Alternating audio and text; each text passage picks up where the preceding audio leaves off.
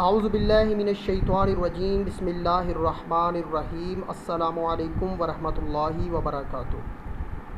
दोस्तों, एक बार फिर उमैर जिलानी आपकी खिदमत में हाज़िर है।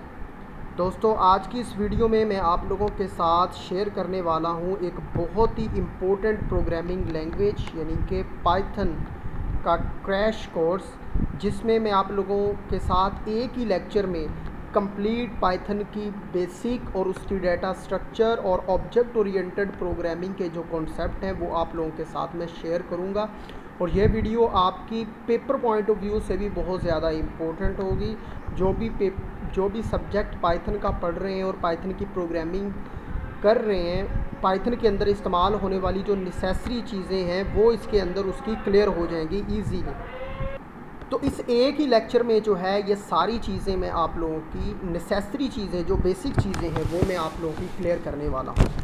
तो चलते हैं, बढ़ते हैं अपने कोर्स की तरफ। सबसे पहले जो चीज़ें, हमारा जो एजेंडा है उसमें हमने क्या क्या देखना है। इसमें व्हाट इज़ पाइथन क्या है, उसकी हिस्ट्री, उसका इन्वायरमेंट सेटअप कैसा है, आईडीई कैसा है, उसका बेसिक सिंटैक्स क्या है, आइडेंटिफायर्स क्या होते हैं, रिजर्व वर्ड, एस्केप कैरेक्टर्स क्या है, उनका क्या काम है, Python numbers, Python basic operators, Python strings, Python list, Python tuples, Python dictionary and decision structures, loops, functions, file handling and finally ऊप विद पाइथन।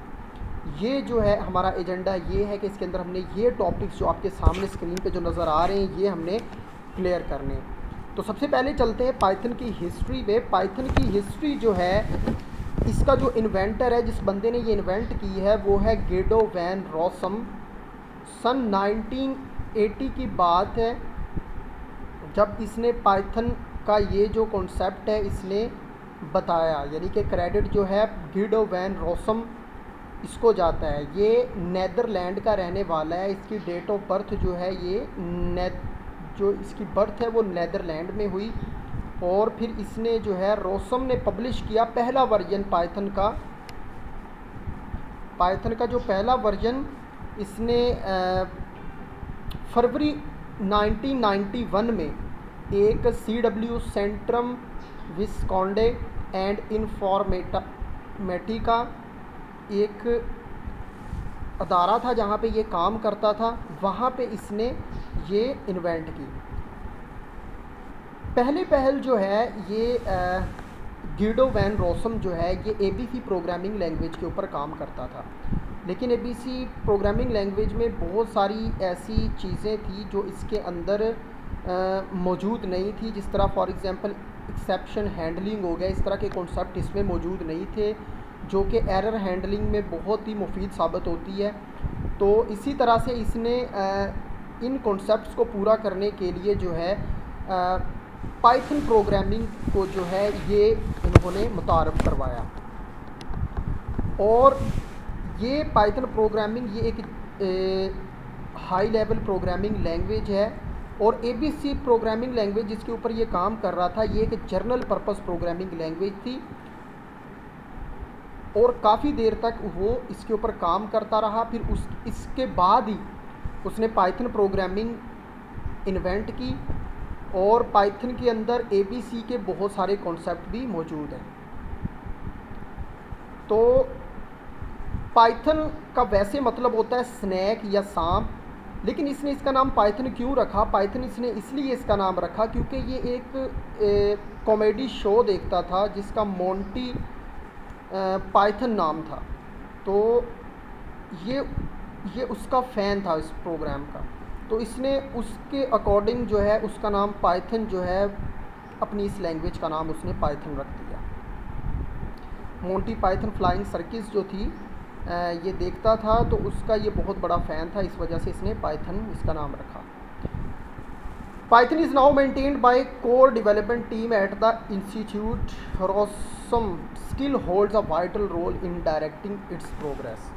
तो अब भी जो है आप देख लें बहुत सारी प्रोग्रामिंग लैंग्वेजेस हैं, लेकिन पाइथन जो है मशीन लर्निंग की फील्ड में text mining, information retrieval, data mining, इन जैसी फील्ड्स में जो है इसका बड़ा रोल है। तो नेक्स्ट जो है इसके वर्जन की तरफ चले जाते हैं, वर्जन डेवलपमेंट हिस्ट्री की तरफ। पाइथन सबसे पहले जो है पाइथन का वर्जन 1 आया जनवरी 1994 में, और उसके बाद 1.5 दिसंबर 1997 में, और इसके अलावा जो है 1.6 सितंबर 2000 में। पाइथन 2.0 जो है वो 2000 में आया। तो वर्जन में एक्चुअली होता क्या है, वर्जन में जो है सारी पुरानी लैंग्वेज के ही चीज़ें होती हैं, लेकिन उसके अंदर कुछ मॉडिफाइड चीज़ें आ जाती हैं, ठीक है। अलबत्ता लोग अक्सर जो है लेटेस्ट वर्जन को ही यूज़ करते हैं प्रोग्रामिंग करने के लिए, कि नया वर्जन को इस्तेमाल करके प्रोग्रामिंग, क्योंकि उसके अंदर अपडेटेड चीज़ें होती हैं और पुराने वर्जन को नहीं यूज़ करते, क्योंकि नए वर्जन के अंदर पुराने वाले वर्जन की सारी चीज़ें अवेलेबल होती हैं, लेकिन नए वर्जन के अंदर फीचर्स नए होते हैं। दिसंबर 2016 तक जो है पाइथन का 3.6 वर्जन जो है वो आ चुका है, और इसके अलावा जो अब लेटेस्ट जो वर्जन चल रहा है पाइथन का वो 3.7.5 वर्जन जो है वो मार्केट में इस टाइम अवेलेबल है, और इस पे काम हो रहा है, जो कि 15 अक्टूबर 2019 को लॉन्च हुआ। इसके अलावा इससे पहले 3.7.4 जो कि 8 जुलाई 2019 को रिलीज़ हुआ। तो इसके बाद अब चलते हैं ज़रा, इसका थोड़े से कंपैरिजन में ये होता है, इसका कंपैरिजन भी है कि पाइथन 3 और पाइथन 2 जो है इसमें क्या डिफरेंस है। इसमें जो है इनपुट जो है वो आप डिफरेंट तरीके से ले सकते हैं, यानी कि पाइथन 2 जो थी उसके अंदर input underscore raw underscore input, इसकी मदद से डाटा को रीड करवाया जाता था। लेकिन जो पाइथन 3 का वर्जन जो है इसमें जो है सिंपल इनपुट की मदद से ही हम डाटा को रीड करवा लेते हैं। इसी तरह प्रिंट करवाने का भी थोड़ा सा माइनर सा डिफरेंस है, ये इनके अंदर तब्दीलियाँ हैं, बाकी तकरीबन कॉन्सेप्ट सेम है।